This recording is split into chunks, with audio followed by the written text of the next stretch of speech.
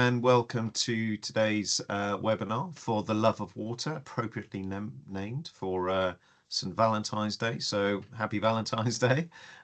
We've got a very exciting agenda for you today. I'll give you a quick intro, talk about what's going on in industry at the moment, some of the exciting challenges which are ahead of us, and then we've got some great apprentices for you to have a conversation with in terms of answering some of those key questions which you may have.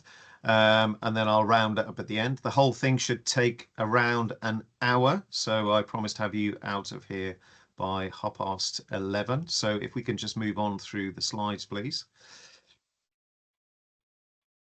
So in terms of our apprentices, we've got our apprentices from Southern Water, Severn Trent, Wessex, Northumbrian, Southern. I'm not going to go through all the names, etc. But look, there's a great opportunity here for you to listen to their thoughts about industry and where they've come from and some of the great things which they've been doing in industry, and we'll hear about their story as we go forward. But in terms of some of those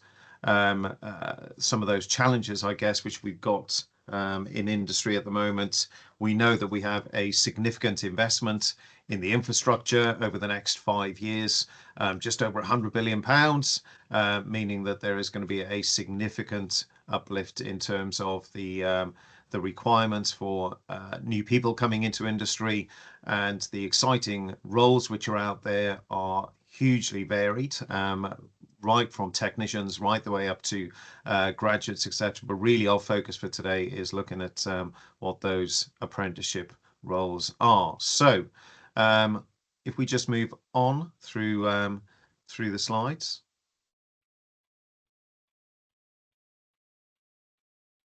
Joe? There aren't any more slides. Oh. It's just the apprentices talking. Gosh.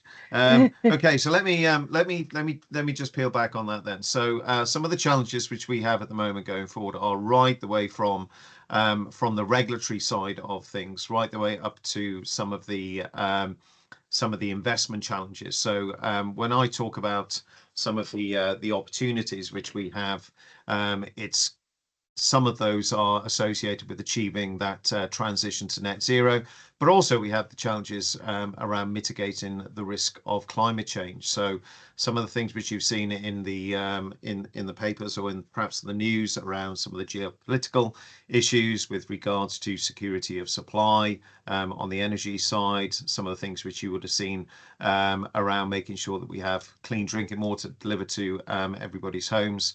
Right the way from some of the political implications to that, right the way down to the individual requirements associated with each of the obligations which are put upon some of those water organisations. What that means is those exciting challenges are going to need those people to fill those gaps.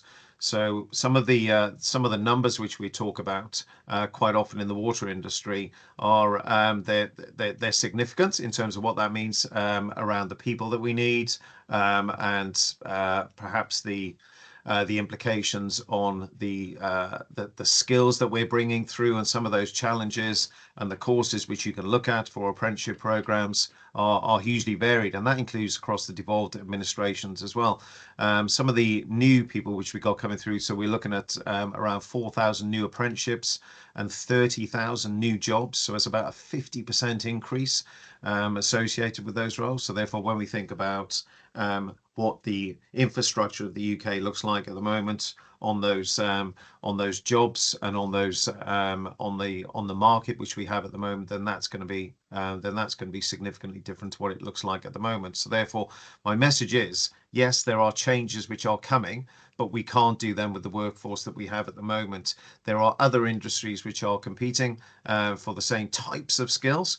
So that means that there are really exciting things going on. We need to make sure that, well, some of the challenges which we have at the moment around things like investment and grid modernization, looking at smart metering, and all those things mean that the jobs which we have coming down the line are not perhaps just the more traditional roles about processing plant, but we are looking at digitalization as well. So sometimes people don't naturally look towards the energy and utilities industries as a natural career choice, but in reality, what the digitalization of that infrastructure means is that we can use these systems, the water networks which we have, more efficiently, more effectively, and also looking at things like directing resources in the right direction as well. So for leak detection and trying to minimize the use of that, or optimize the use of that really valuable resource which we all use every day, which is water. So all of these things can't be delivered by the likes of me, because I'm approaching retirement, and I won't be here for too much longer. So we need new people. We need the likes of new apprentices coming in to fulfill those jobs. So look, that probably concludes the introduction from me. So what I'm going to do now is I'm going to hand over to Nick to introduce each of the apprentices and talk us through what that means in terms of what those future requirements are. So Nick, I'll hand over to you. Thank you very much, Steve. So just very quickly, I'm Nick Mawhinney. I'm from the Institute for Apprenticeships and Technical Education. We're a government-funded agency who work with employers to help tackle the skills gaps, some of those which Steve's mentioned already. Big part of this is development apprenticeships, so it's really lovely to see a range of apprentices here today who are on a variety of those apprenticeships, and it is all about hearing from them. We've got a list of questions we're going to go through and ask the apprentices to share their experiences and insights and tell us all about their learning experience. So I will, without further ado, start the questions. And if I can ask the apprentices, if you can, on the first question, just introduce yourself, let us know where you're from and what apprenticeship you're on. I know it's on the screen there, just so people can put names to faces there as well. So question one, I'm going to start with Ryan, fresh from holiday. So I hope you're okay. Question one is, why did you choose an apprenticeship over going to ahead of going to college or university? Good morning, Nick. Yes, so I'm Ryan. I work for Thames Water, for anyone who doesn't know. I'm a level 6 degree apprentice project manager. Yeah, fresh from holiday. Holiday was good, and I'm ready to go. So for the first question, I chose an apprenticeship because I feel like for me, I'm not necessarily the sort of person that, so I don't like debt, first of all. I was like, okay, cool. So if I'm going to do this route, I would like to have a job where I can also learn something more practical and gain experience. So a good way for me to learn this practical experience was by pursuing an apprenticeship. And also while earning money to save for my future, I'd like to buy a house. I have life goals that I'd like to achieve in the near future. And so I've been working part-time since I was 16. So that was also a big motivation for me while I was studying. So I helped to learn that balance of working, revising, making sure that throughout my GCSEs and A-levels, I was still having that work-life balance. And yeah, just being able to juggle it all. So it just made me realize that actually I can manage it now. So what means that I should put myself in a situation where if I do go to university full-time, I may not be able to do the same. So yeah, that's basically why I chose to do an apprenticeship instead of college or university. Great, thanks, Ryan. Same question to you, Oliver. Why an apprenticeship and not college or university? Yep. Good morning, everyone. Yeah, I'm Oliver. I'm a degree apprenticeship in digital and technological solutions here at Yorkshire Water. I think the main driving force, similarly to Ryan with us being kind of degree apprentices, is the fact that, you know, you have to go and pay for the university course that you would be sitting. But I think for me specifically, I think it's the way I learn. And I'm not a huge fan of the kind of the classroom based sat and listening to lectures all day kind of thing. I like to kind of get my hands on and have the real world experience. And I think that's kind of what drove me to choose an apprenticeship over going to university, is the fact that you get that business experience, you get the work experience, and additionally you also get to, you know, earn money on top of sitting your course and getting all that experience. That's great. Thanks for that, Oliver.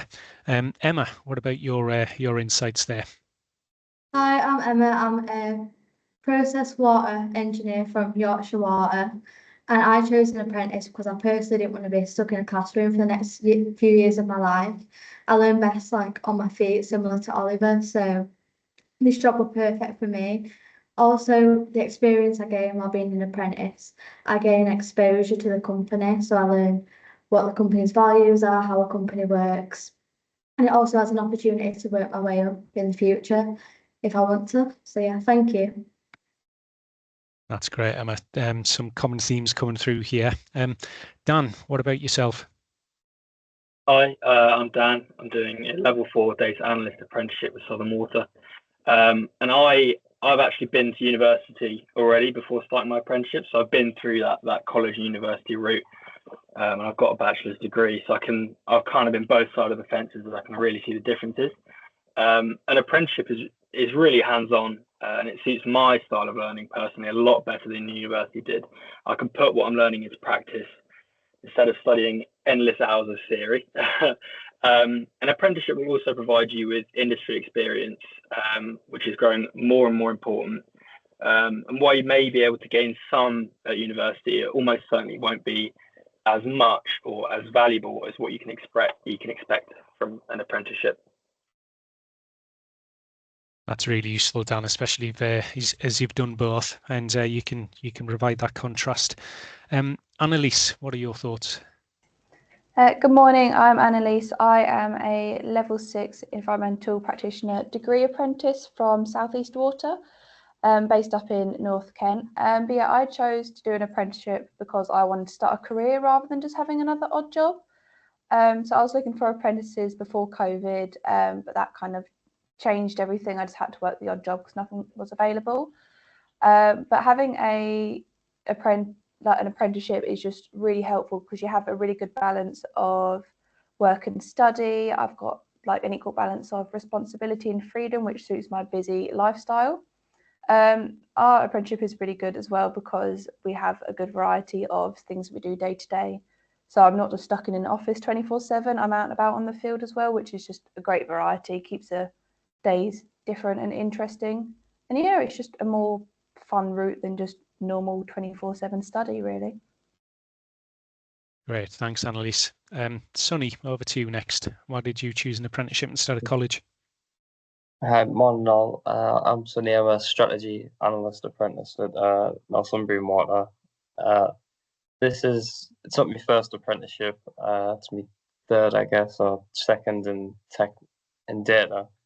I think I just chose to do an apprenticeship originally as I just didn't know exactly what I wanted to do. I couldn't decide what I wanted to get into, and I think there's potentially less risk, or from my point of view, there's less risk doing an apprenticeship than going to university, potentially living in a different city and everything that comes along with that. But I chose the right one. I enjoy data. It's something I am interested in, and this is why I've done a second apprenticeship within the same industry, and I plan to continue progressing in it. So I think if you don't know what you want to do, it might be a better option. It definitely worked for me in that way. Good stuff, Sonny. It's clearly been the right choice for you if you've gone on to another one. Lucy, can we come to you next? Yeah, hi. I'm Lucy. I'm a level 3 network controller at Northumbrian Water. I actually started doing A levels for about like 6 months, and then I decided that it just wasn't for me. It was like just completely boring, and I just wasn't really doing very well. So I started looking for apprenticeships, and that's when I obviously came across the Northumbrian Water one. And I just think like apprenticeships are just like you're winning both worlds. Like you get to go into a company, and you obviously get that pathway in, so you can just go anywhere really from there, and obviously you're getting paid at the same time. So I just think it was the best option for me, really. Thanks, Lucy. Sounds like a win-win for you. Philippa, can we hear from you next? Morning, I'm Philippa and I'm a process controller apprentice from United Utilities. So I actually did go to uni and did my A levels, But when after uni, looking at the jobs that I could do with my degree, I decided I wanted a more hands-on job, which still had an element of science because that's what I did at uni. And speaking, my brother actually worked for United Utilities as well. So from speaking to him, I realised it's some of the jobs there sounded really something I'd be into. And from I just decided to apply, and I'm really glad I did because I love it because you get to learn a skill whilst you're getting paid. So it's a no-brainer, really. Thanks, Philippa. Similar insights from Dan earlier. Laura, can we come to you? Hi, I'm a water recycling operative apprentice for Wessex Water, and the reason why I chose to do an apprenticeship was because I was just kind of fed up of sitting in a classroom and memorizing things. I did my A level. I did my A levels, and after that, I kind of wanted a bit of a change, and I wanted to do something a bit more hands-on. So, and also there's obviously the financial aspect of it. Instead of being in debt, you actually get paid to learn something new. So yeah. Thanks, Laura. And Ben, over to you now. Hi, yeah, I'm Ben. I'm a distribution inspector. I chose to do an apprenticeship because I'd already done college, which was a bit of a pointless course for me. Uh, and I knew I wouldn't go to uni because I wasn't really that academic, I suppose. So I thought, I still want to learn, but also work at the same time and also earn money. So that's probably the reason why. Great, thanks, Ben. So there's some common themes coming through there about getting the practical experience and hands-on learning being better suited to a lot of you, and not having the usual classroom approach, and of course earning some money while you're going along and learning. But interesting to hear that from people who've already done been down the university route and then switching an apprenticeship, and others who've gone straight to it. We're going to switch now to talk about actually starting out on your apprenticeship, and to find out how you went about that. So Ben, we're coming back to you for this next question to start us off. If you can just tell us a little bit about how you found out what apprenticeships were available to you. Yeah, I had a family friend recommend Wessex Water to me. Their dad had been working for Wessex Water for years and had really, said about how good it was. So I thought I'd have a look, and I Googled it, had a look at every apprenticeship they offered, and just decided that I was going to go for it in the end. Thanks, Ben. And were you aware of, were you thinking about apprenticeships when you were Googling the company from the outset? Was what was in your head? Yeah, originally I wanted to do plumbing, but the COVID kind of stopped me from doing that.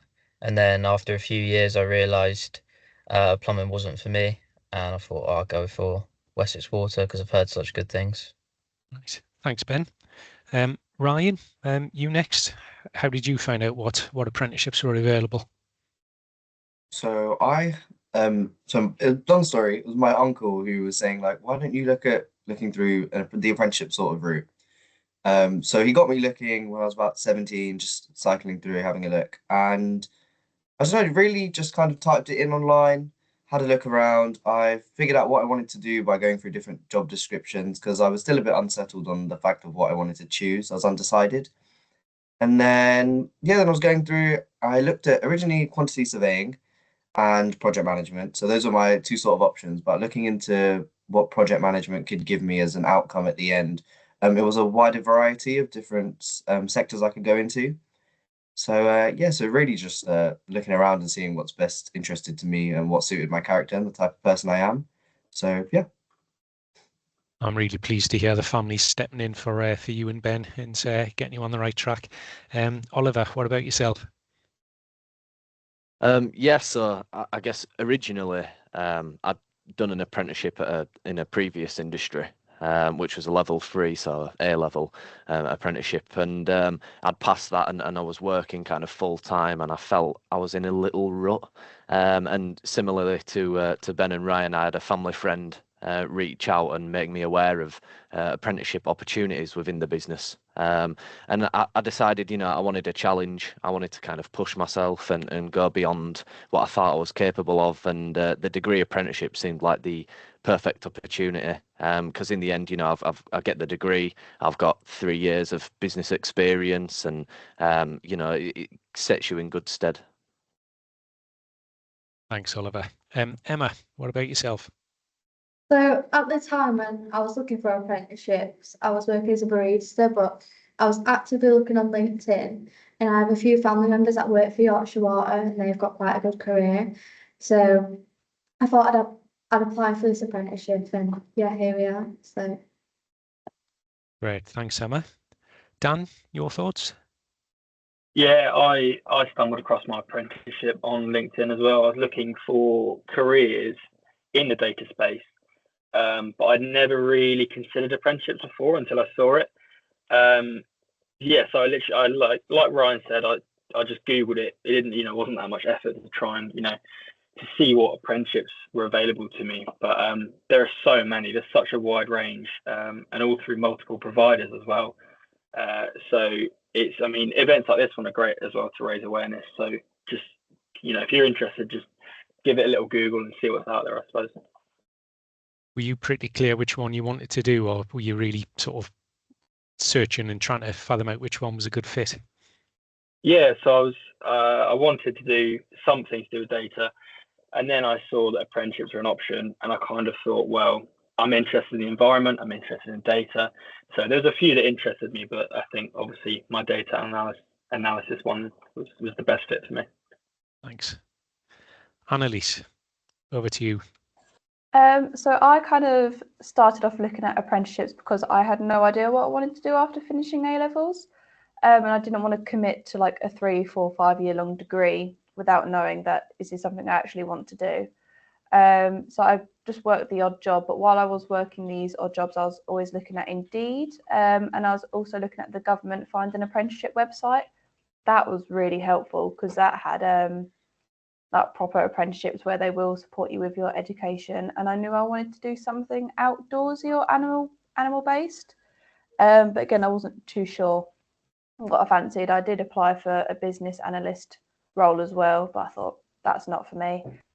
But yeah, I stumbled across this apprenticeship on the government website, and yeah, it just kind of took my fancy. I thought, oh, I'll give it a go, apply for it, and it's actually worked out really well. I'm really enjoying it so far.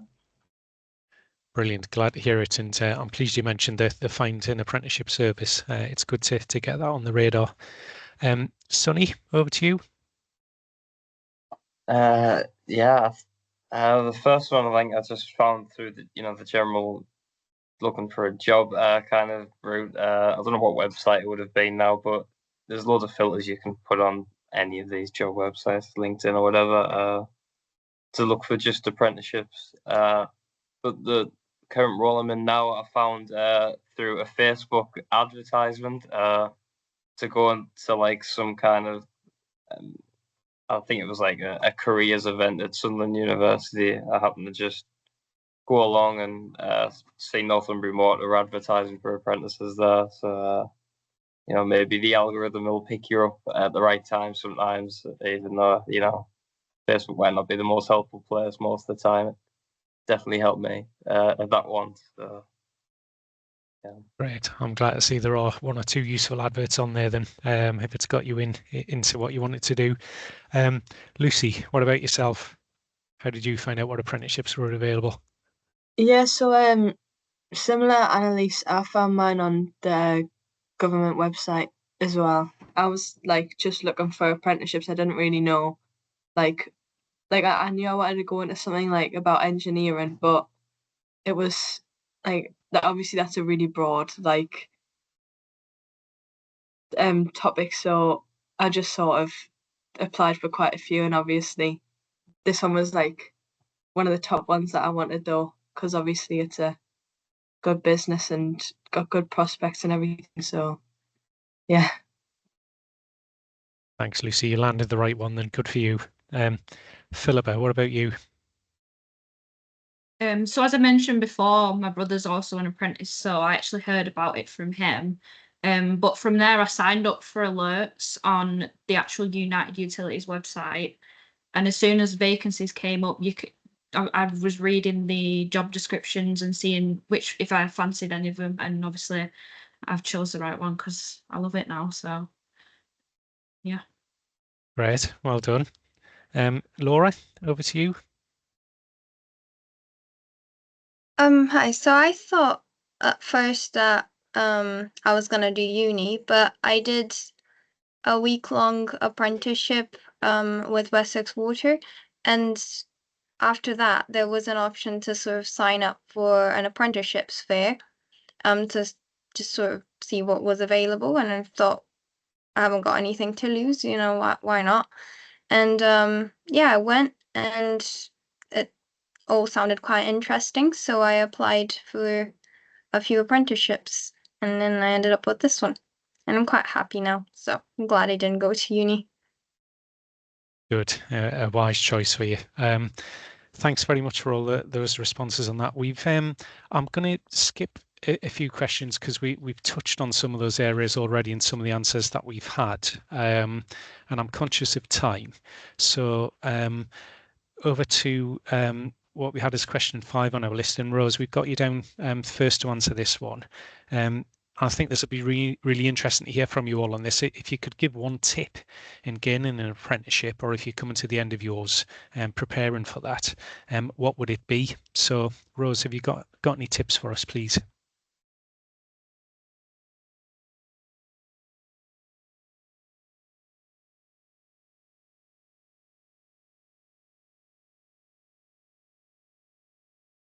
Don't think Rose's mic and camera's on. I will come back to her. I will move to Philippa, and we'll see if Rose manages to get on by the time we get through everyone else. So Philippa, that question for you about tips about gaining an apprenticeship. Yes, so I'd say make sure you do your research and have a look to find something that you think you'd really find interesting, because if you're finding it interesting, you're gonna retain your knowledge and you'll just learn so much quicker. I also think make sure your CV is covering the aspects of what the job entails, and you'll have a better chance of going through for an interview. And I'd just say be yourself. That's my tips. It's very wise. And so do you sort of tailor your CV depending on which job you apply for? It's not just yeah. Good stuff. Very wise advice there. Okay, Laura, any tips from you, please? I'd say apply to a few, in case you don't get one and you do get the other, and so you've got an option if you get a couple. And also prepare for your interview, like get a few questions ready and to show you're interested, and just practice the answer to a few interview questions, because the interviews are quite easy if you actually prepare for them. Can you just expand on that a little bit, Laura, about how you went about practicing for the interview? Did you have friends, family involved, test you out? Did you look up some questions online? How did you go about it? Yeah, so I just looked up classic interview questions, like where do you see yourself in 5 years? Yeah, stuff like that. And then I just practice what I would say, or at least sort of, so I would have an idea, so I wouldn't be stuck. And yeah, it just sort of helped. So I didn't know what to say in the moment. Yeah. Well, it obviously worked, because here you are. Ben, what about you? Any tips from you? Yeah, I just think being confident, showing you're ready to learn. Being confident, especially because, at least for me, I work in quite a big team, and I'm working one-on-one with a lot of different people. So like having the confidence to actually talk to them and get to know them really helps, because it makes it easier to learn. So yeah, I just think being confident is probably your best thing. Great, thanks, Ben. Ryan, you any tips on gaining your apprenticeship?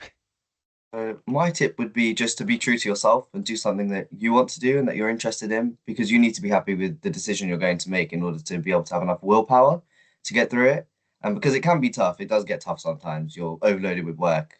So yeah, my top tip is to prepare for your interview, be yourself, ask lots of questions, and don't be late. As Thames Water would say, be proud and be blue. I love it, Ryan. Love it, especially don't be late. Epic fail if you turn up late for an interview. Oliver, what about you? What's your tip? Yeah, I'd say a bit of combination of everyone's answers. Really be confident.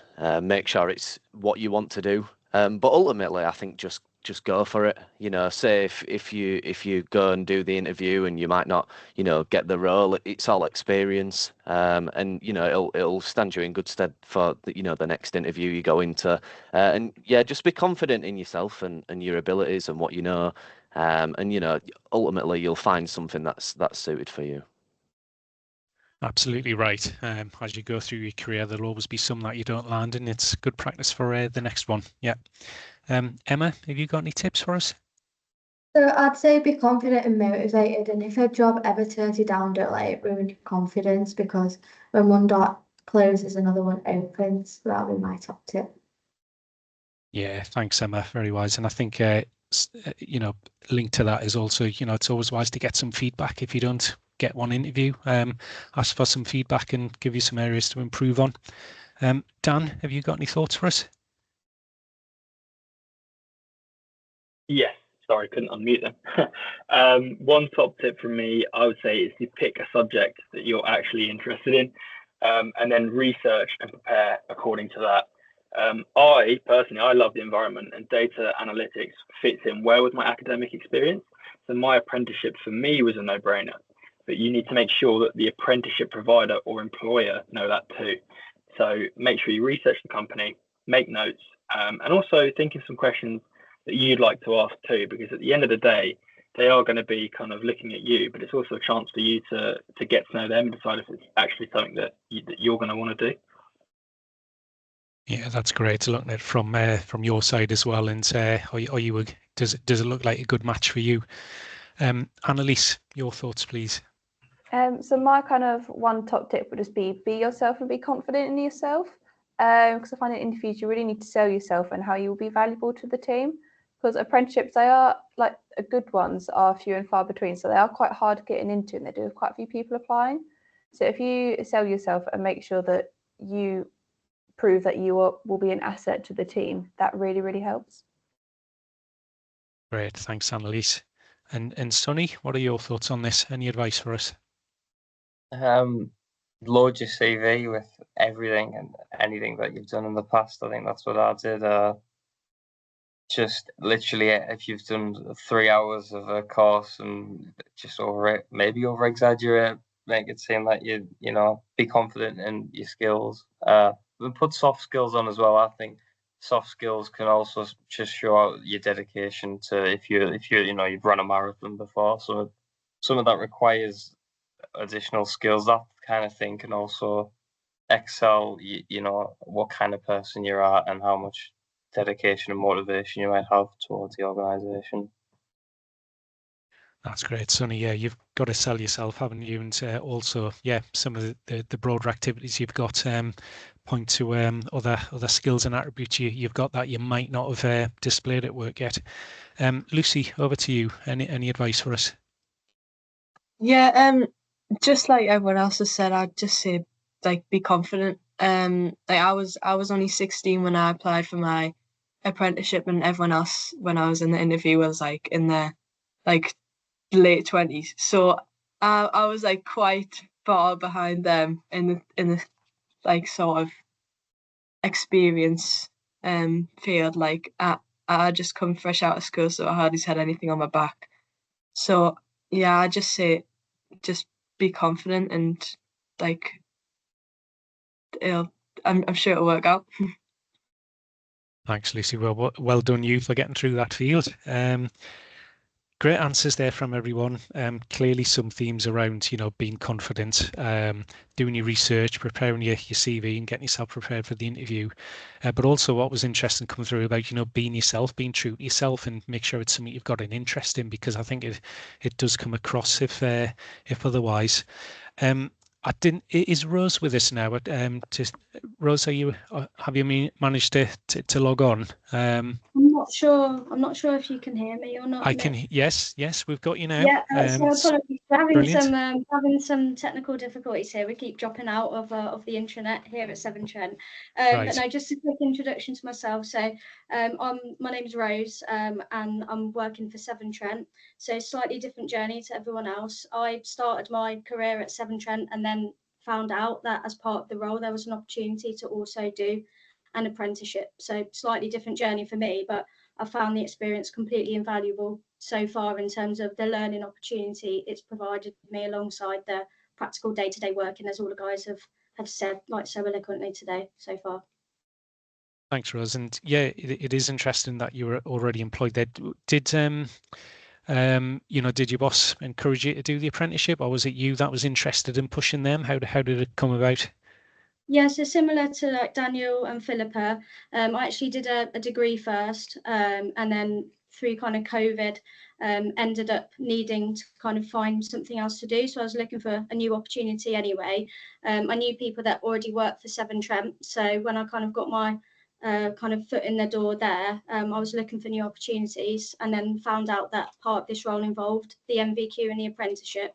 So just put myself front and forward for that, and ever since then I've just really enjoyed taking on the responsibility of having that alongside working my normal day-to-day job at the same time.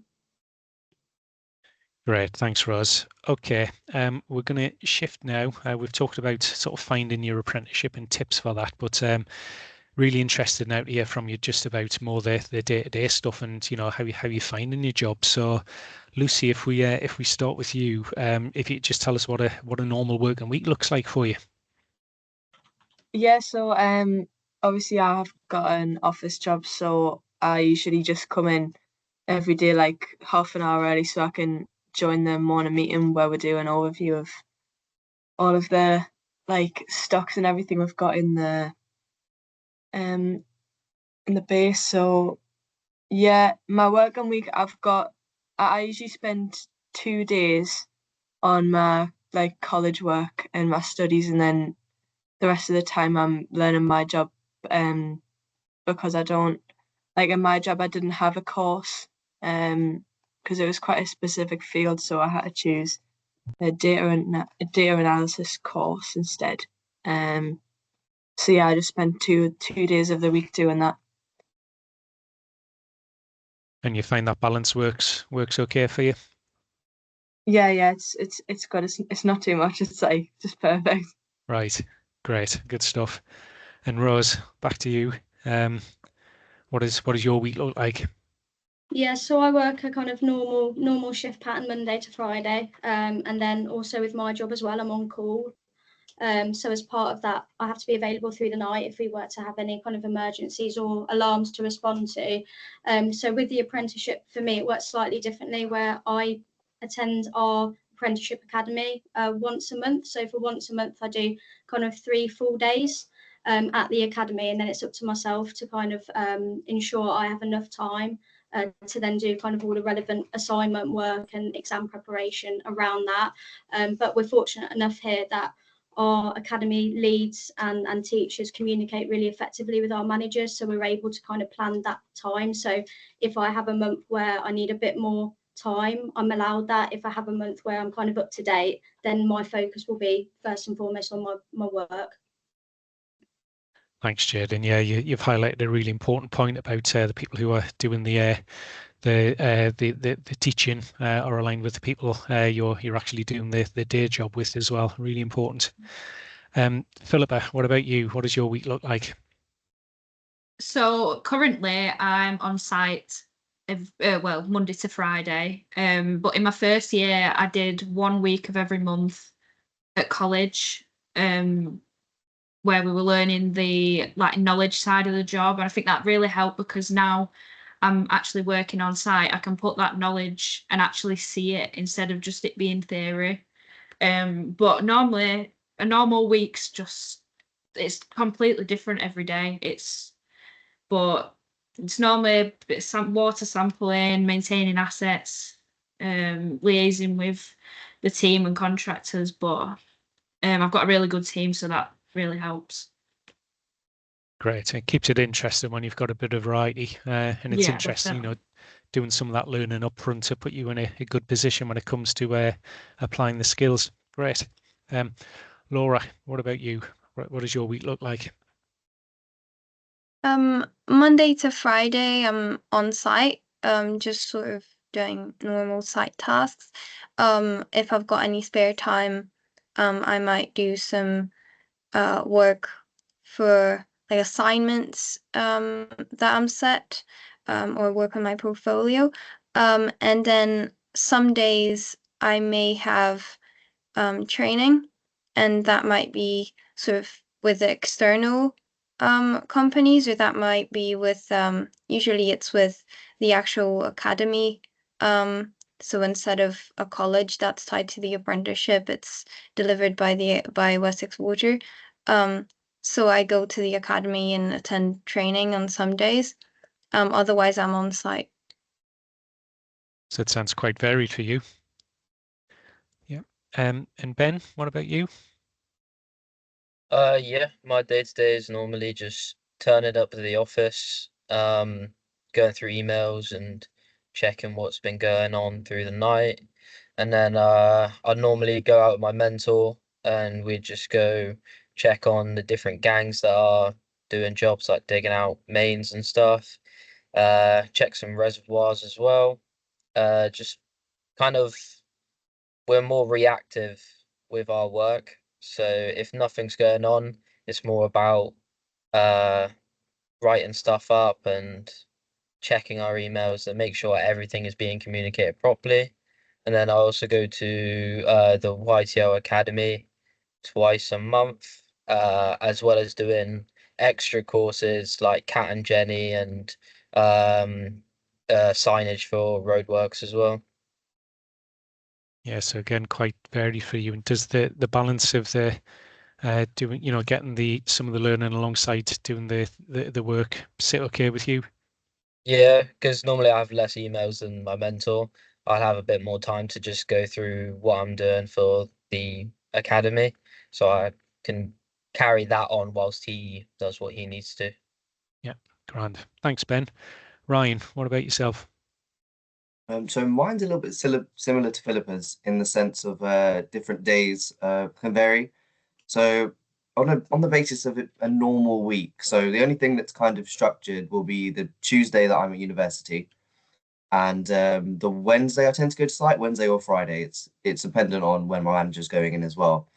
But that's only because I have a hybrid working contract, so I can do a couple of days at home, a couple of days in the office, so I can juggle between the two.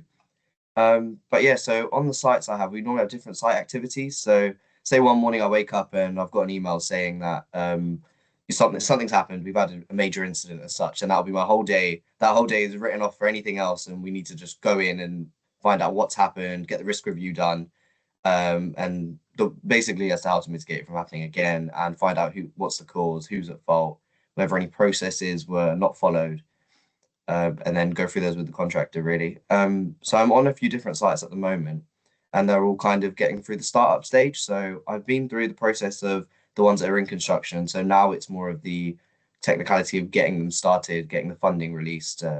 But yeah, that's pretty much it at the moment. But everything that I'm doing at the moment is to broaden that project management horizon. And I'm starting to realize that there is a lot more than I initially thought there was, but it's all for the better good of the company and for us who drink the water that we send out. So yeah. Great. As a Thames Water customer, I'm pleased to hear it. Okay. Oliver, what about you? What's your working week like? Yeah, so similarly to Ryan, I work hybrid. So whether that's at home or in the office, I think the general day-to-day, meetings, kind of project support, dealing with requests from internal business customers and things like that.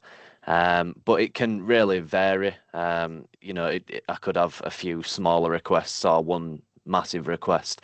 But similarly, we do stuff like experiential learning days and employability workshops as a apprentice cohort. So we can have things like that that'll help us improve soft skills, looking at being professional, kind of presenting ourselves well to more senior colleagues. And then traditionally, I spend a day a week on my off-the-job learning, which is focused on getting time submitted behind my university course. Thanks, Oliver. And you mentioned about you do hybrid working as well. Is that flexible? Do you have, you know, the same days at home every week, or does it vary just depending on what work you've got on at the time? Yeah, I think it really varies on the work, and it also varies on what my team are doing. So, you know, we do like to go into the office and work together.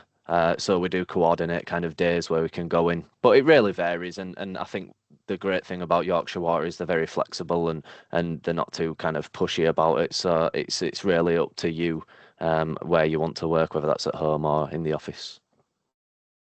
Thanks, Oliver. And Emma, what about your week?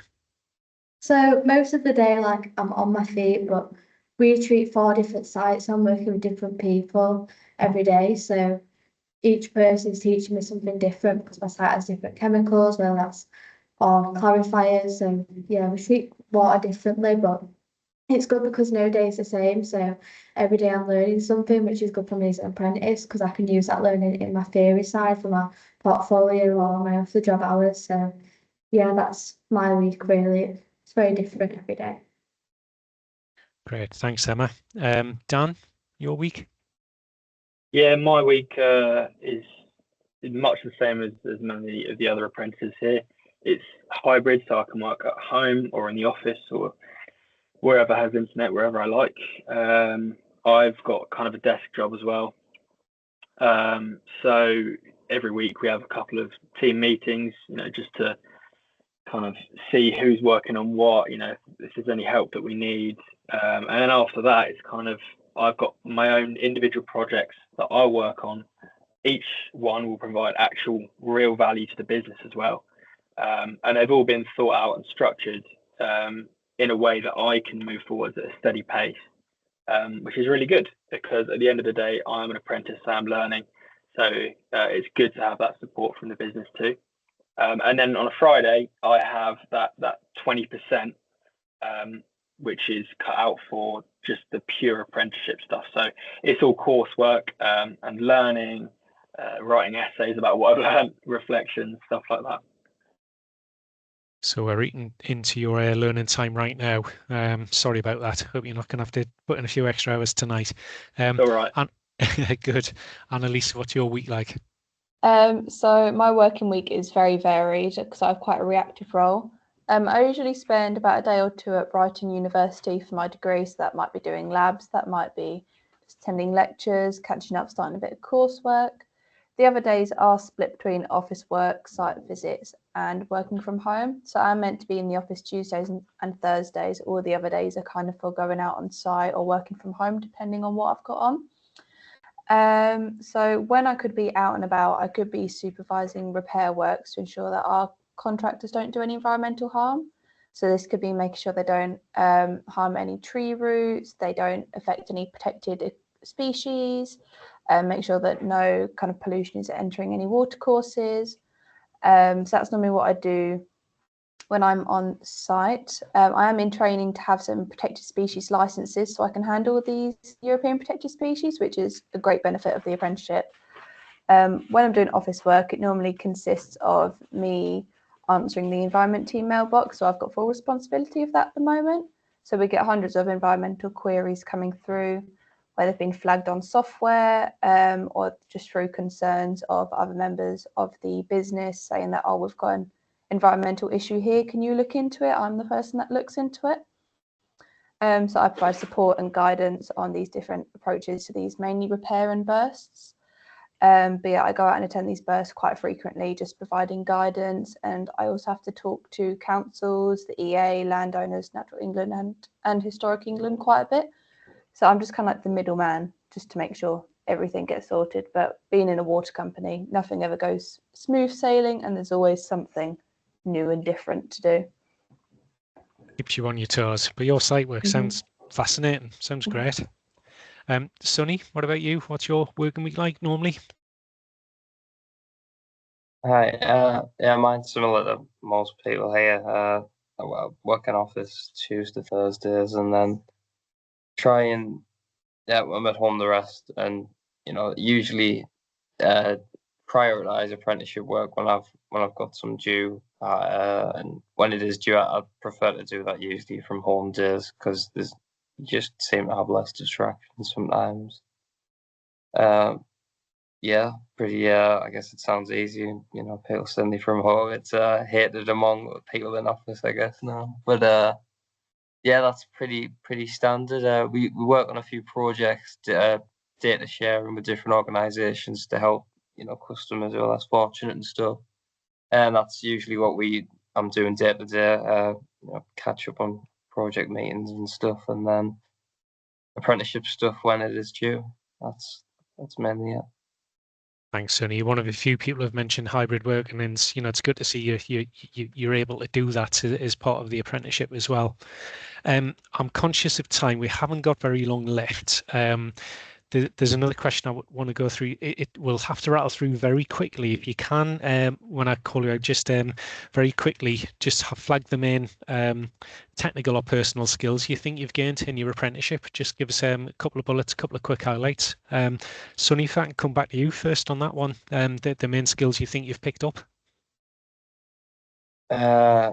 Technical skills, different programming languages, I guess, would be first one for a data analyst. More recently, SQL, structured query language, writing to extract data from databases. Python, using various power tools like Power BI, Microsoft Excel, all those ones. But the most valuable skill I think I have got from it is a want to learn more, whether it's not technical. I think I just do quite enjoy learning. So, if that's not in the work time, I quite enjoy looking into different history things, or if it's like politics and stuff like that. I think that's just a side thing that you get from an apprenticeship, or maybe it's just a thing I've got getting older. I don't know, but I think it is kind of related to apprenticeship. Yeah. Great, thanks, Sonny. And Lucy, what about you? Yeah, well, technically, obviously, I've I'm now more confident with using the different applications and things that we have, such as we use SCADA, Aquadapt. There's I obviously use Power BI and Excel in my course. But personally, I think I've gained more confidence just in myself, working with different people and communication skills as well. I feel like I've gained that. Yeah, I've improved in them. Great, thanks, Lucy. Rose? Technically, probably the most important skills I've learned throughout the apprenticeship would be all the kind of scientific and process knowledge that I've picked up in terms of our treatment processes. It's invaluable when I'm on call and I'm 3 a.m. in the middle of the night having to respond to something. If I've had an assignment during the day that has identified a process that I can improve very quickly. So that's helped a lot with my kind of problem solving skills, and then in turn that's also improved my confidence to be better at my job as well. So I'd say they're probably the main things that I've learned, is I'm able to put the technical knowledge that I learned through the kind of the day-to-day learning into practice when I'm working on site. Great, that's really interesting. Good insights there. Philippa, what about yourself? Mine, I'd say, is very similar to Jade, actually. From a technical perspective, I've learned so much about the scientific aspect of how water is actually treated, because before this job I had not had a clue, to be quite honest. But I think for a personal skill, I'd definitely say confidence. As working in a male-dominated workplace, I'm pretty much the only girl. I think you have to become more confident in yourself, talking to people. Definitely. Yeah, well done, you. Laura, what about you? Actually kind of the opposite of Rose and Philippa. I kind of had some of the scientific knowledge from my A levels, but it was nice getting the technical skills to actually put it into practice. So I think that was what was most valuable to me, but also organizing my own schedule, and that can change a lot, and communication and teamwork skills a lot. Yeah. Great, thanks for that. I think we'll have to call it a day there on the questioning because we're out of time. Before I pass it over to Steve, I just want to say thanks a lot to everyone. It's been really, really interesting. I've learned a lot from what you're saying, and you're all doing some great stuff there. So keep it up. Steve, over to you to wrap us up, I think. Thank you so much, Nick, and thank you to everyone for all your contributions to that discussion. Certainly some of the key takeaways for me about some of the entry stories going from graduate programs into apprentices, coming out to school, school leavers, family members guiding you towards apprenticeship programs. And quite often that is the case. And sometimes where you don't have a parent or a teacher or an influential person in your life giving you some kind of direction or some kind of guidance towards apprenticeships being a really great career option, then that sometimes doesn't come through. So I think it's incumbent upon us all to try and get that message out there. So please do keep spreading the word. I think some of the key messages that came out of that as well: earn while you learn, prepare as you're going into interviews. So your CV has got to be absolutely on it. Be authentic as well. I think that's really important. And I really get a feeling when I talk to apprentices, I talk to a lot of people with some really long words and some people that don't perhaps come across as authentic as they should do sometimes. And I talk to apprentices and it's really grounded, and it's great to hear from kind of your perspective, what that means in terms of your day-to-day activities. And be confident as well, be proud and be blue, I think I got from Ryan. So yeah, loving that one. Resilience as well, be resilient. Sometimes you will get knocked back from interviews. You won't be successful in your first attempt, but keep going at it and make sure your CV is shaped according to that apprenticeship program, that role that you want to go to. Pick something you're interested in as well. Isn't it great doing something which you love? Yeah, we all want to do a job which we love. If you're going to be in something which is something which you're not completely wedded to, then it's going to be problematic going forward. And also the variety of the roles.